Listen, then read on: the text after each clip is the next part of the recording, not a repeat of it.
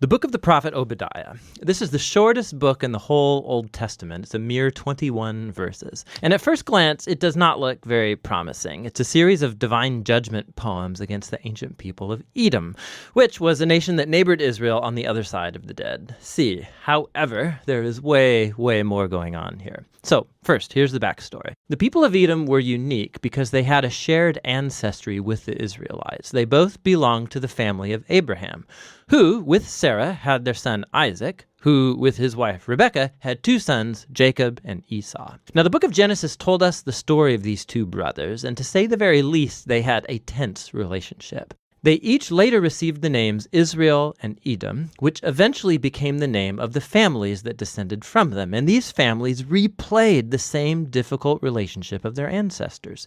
Israel and Edom had enormous tensions throughout the centuries, but they still shared that family bond. And it's that bond that was betrayed and shattered in the tragic events of Jerusalem's fall to Babylon. So when Israel was invaded and conquered by Babylon, the people of Edom took advantage by plundering other Israelite cities and then capturing and even killing Israelite refugees. Now, in other prophetic books, God held Israel's neighbors accountable for this kind of violence. And so here, Obadiah does the same for Edom.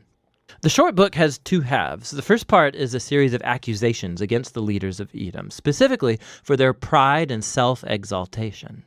Literally, as they lived up high in the desert rocks, but also metaphorically, they truly believed they were superior to the Israelites. And it's that pride that led the Edomites to not just stand idly by when Babylon came to destroy Jerusalem, but actually to participate in the destruction. And so God says through Obadiah that Edom will be brought down from their height and destroyed. As they have done to Israel, so it will be done to them.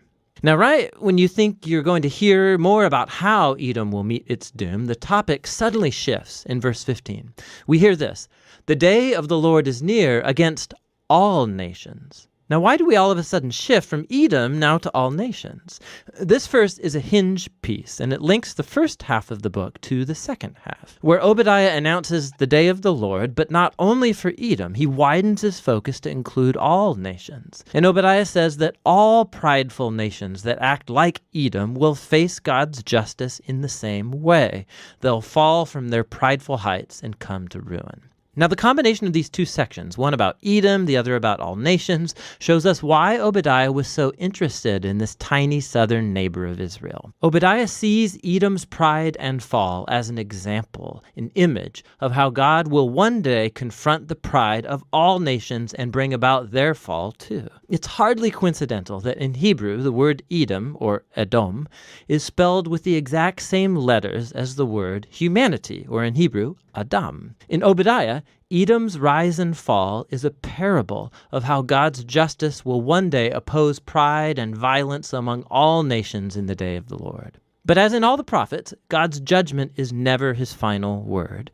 Specifically, remember the conclusion of the two books that came right before Obadiah, Joel and Amos. Joel had painted a picture of what will happen after the day of the Lord against all nations. He said that God would perform a new act of salvation in Jerusalem, and that all who humbled themselves and called upon him would be delivered. And in the conclusion of Amos, he said that after the day of the Lord has judged Israel's evil, God would raise up the house of David and build a new kingdom for Israel that would include Edom and all the nations called by my name. And so the book of Obadiah has been placed right after Joel and then Amos to expand on these very promises about the hope of God's kingdom over all of the nations. And so the book concludes with a very hopeful future.